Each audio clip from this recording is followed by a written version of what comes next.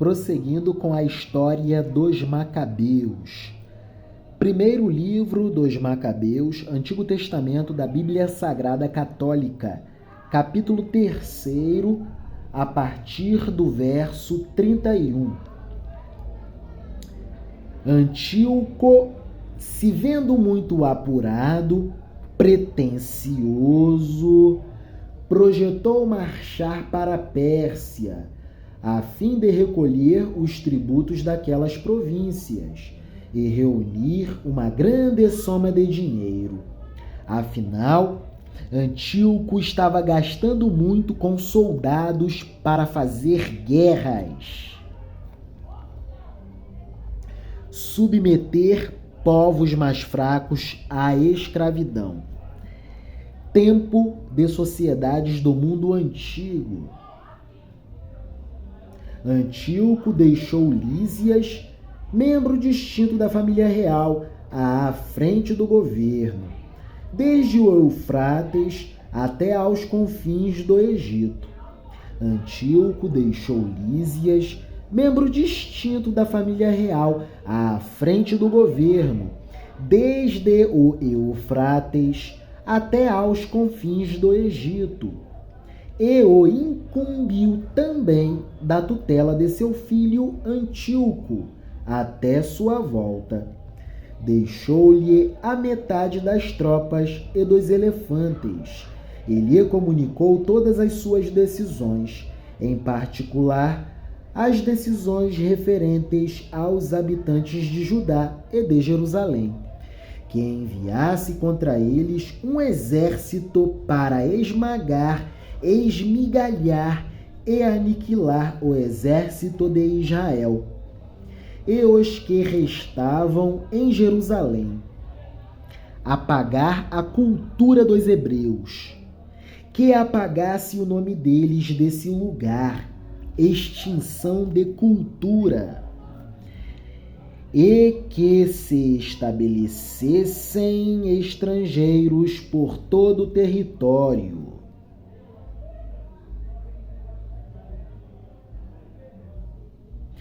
Destruição da cultura e da subjetividade de um povo. De sua parte, o rei partiu de Antioquia, capital de seu império, no ano 147, levando a outra metade das tropas. Depois de passar o Eufrates, foi percorrendo as províncias do norte. Lísias escolheu Ptolomeu de Dorímenes, Nicanor e Górgias, homens poderosos e grandes do reino, homens predadores, e enviou com eles 40.000 soldados de infantaria e 7.000 cavaleiros para invadir e devastar Judá, conforme a ordem do rei. Partiram com todo o seu exército e foram acampar junto de Emaús, na planície. Quando os traficantes dessa região ouviram a notícia, foram ao acampamento com muitíssima prata, ouro e concorrentes para comprar os israelitas como escravos. Ao exército se juntaram tropas sírias e filisteias. Judas e seus irmãos viram que a situação se agravava. Os exércitos acampavam em seu território e conheciam a ordem do rei, que ordenava destruir e exterminar o povo. E comentaram: restauremos a ruína de nosso povo, lutemos por nosso povo e por nosso templo e pela nossa cultura. A assembleia se reuniu a fim de preparar-se para a guerra e rezar. A assembleia se reuniu a fim de preparar-se para a guerra e rezar, pedindo misericórdia e compaixão a Deus. Jerusalém estava toda despovoada como um deserto. Nenhum de seus filhos entrava ou saía. O santuário pisoteado. Estrangeiros na Acrópole. covil de pagãos. Jacó havia perdido a alegria. Não tocavam a cítara e a flauta. Que cenário de desolação! Jerusalém estava despovoada como um deserto. Nenhum de seus filhos entrava ou saía. O santuário pisoteado. Estrangeiros na Acrópole. Covil de pagãos. Jacó havia perdido a alegria. Não tocavam a cítara e nem a flauta. Um tenebroso silêncio tomava conta de Jerusalém. Silêncio desolador, silêncio da decadência, da ruína, da destruição, da profanação. Reuniram-se e foram a Masfa, diante de Jerusalém, porque aí havia outrora um templo israelita. Nesse dia jejuaram, vestiram-se com pano de saco, jogaram cinza na cabeça e rasgaram as vestes. Desenrolaram o volume da lei para consultá-lo, assim como os pagãos consultavam seus ídolos e deuses. Levaram os ornamentos sacerdotais, as primícias e os dízimos. Fizeram ir os nazireus que haviam terminado de cumprir seu voto e gritaram ao céu: O que podemos fazer com estes e aonde podemos levá-los, se o teu templo está todo pisoteado e teus sacerdotes tristes e humilhados? Vês que os pagãos se reuniram para nos exterminar. Conheces seus planos contra nós. Como poderemos resistir a eles se não nos auxilias? Que grito de clamor, não é?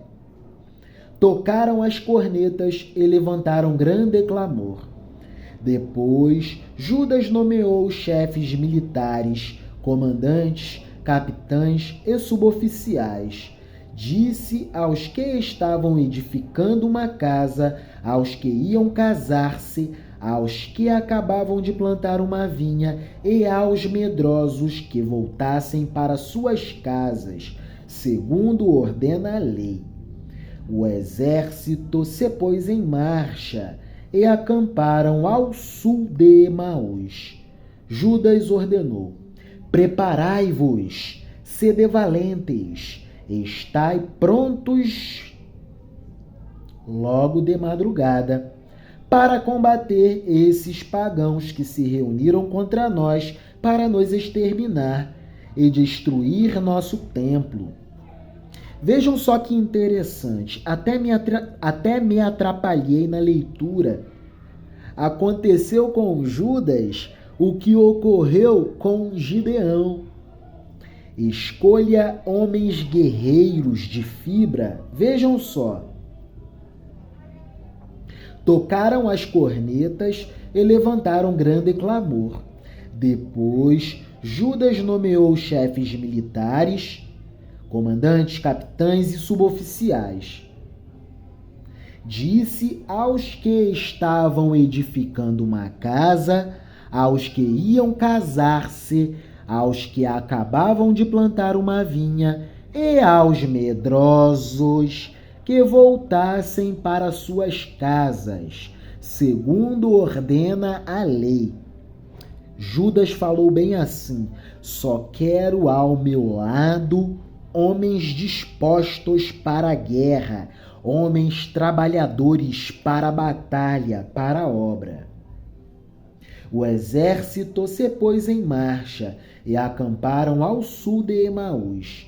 Judas ordenou: Preparai-vos, sede valentes, estai prontos de madrugada, para combater esses pagãos que se reuniram contra nós para nos exterminar e destruir nosso templo e a nossa cultura.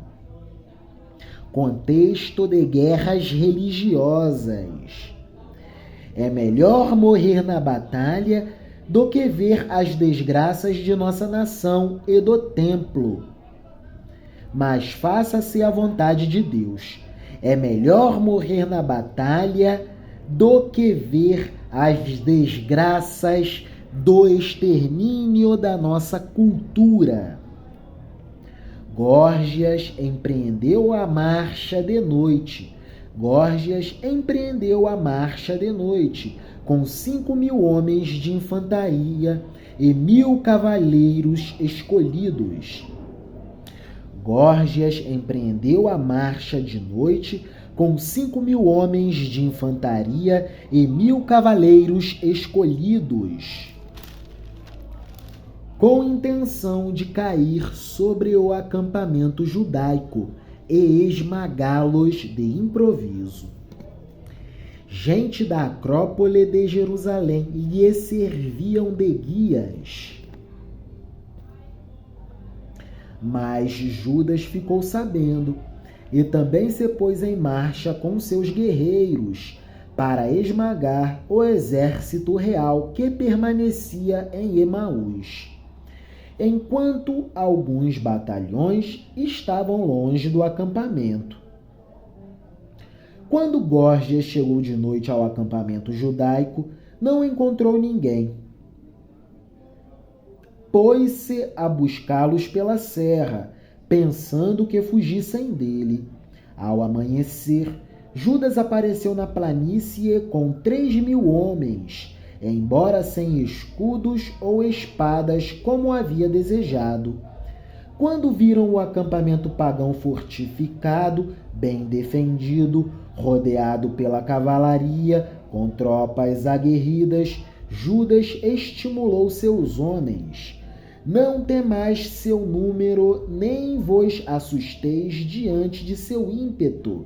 Recordai como se salvaram nossos antepassados no Mar Vermelho, quando o Faraó os perseguia com um exército.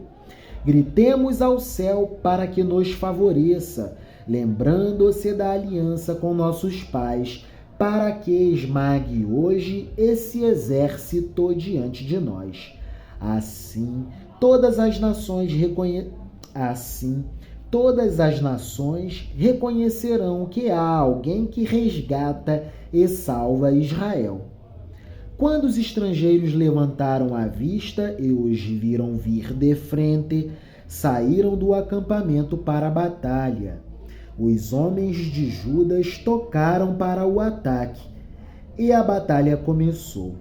Os pagãos foram derrotados e fugiram para a planície, mas todos os que ficaram para trás caíram mortos à espada. Os homens de Judas os foram perseguindo até Gázer e as planícies da Idumeia, Azoto e Jâmnia. Causaram-lhes umas 3.000 baixas. Quando Judas e seu exército deixaram de persegui-los, Judas advertiu a tropa: não tenhais avidez pelos despojos, porque nos resta outra batalha. Górgias e seu exército estão no monte aí perto. Agora enfrentai o inimigo e lutai.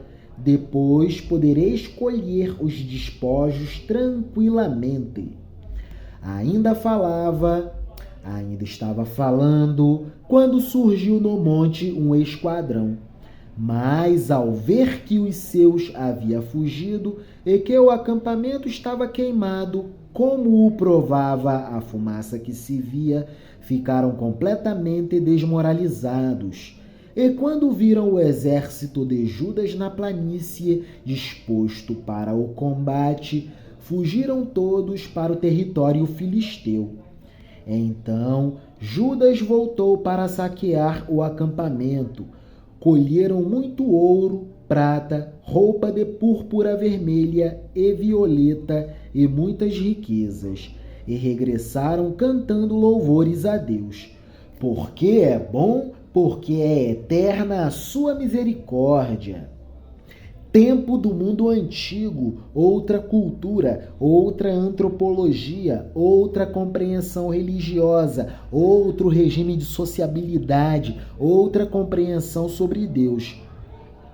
Há um extermínio, uma carnificina, há o saque às riquezas dos exterminados e o povo louva a Deus. Tempo do mundo antigo. Nos dias de hoje, isso seria aberração, mas estamos acessando outro tempo, outra antropologia, outra cultura. Israel conseguiu nesse dia uma grande vitória. Os estrangeiros que escaparam com vida foram comunicar a Lísias o que havia acontecido. Lísias, ao ouvi-lo, ficou transtornado de pesar, porque não havia acontecido com Israel o que ele queria. Nem o plano havia saído conforme o rei ordenara. Homens presunçosos e pretensiosos, soberbos de arrogância. Por isso, no ano seguinte, recrutou 60.000 soldados a pé e 5.000 cavaleiros para lutar contra os judeus. Por isso, no ano seguinte, recrutou 60.000 soldados a pé e 5.000 cavaleiros para lutar contra os judeus. Chegaram a Idumeia e acamparam em Betsur. Judas saiu para enfrentá-los com 10.000 homens e, ao ver aquele exército tão poderoso, rezou: Bendito és, Salvador de Israel, que quebraste o ímpeto daquele gigante por meio de teu servo Davi, e entregaste o acampamento filisteu em poder de Jonatas, filho de Saul, e de seu escudeiro. Entrega, pois, esse exército em poder de teu povo Israel. Que sua infantaria e sua cavalaria sejam sua vergonha. Põe-lhes medo, faze que se derreta seu poderio e cambaleiem com a derrota. Derruba-os com a espada de teus amigos, que te cantem com hinos todos os que conhecem teu nome. Enfrentaram-se e o exército de Lísias perdeu uns 5.000 homens na batalha. Quando Lísias viu a derrocada de suas linhas de combate e a coragem dos homens de Judas, dispostos a viver ou morrer nobremente, partiu para Antioquia a fim de recrutar mais mercenários, com intenção de voltar a Judá. Purificação do templo. Mas leremos sobre esse tópico em um próximo vídeo. Até lá!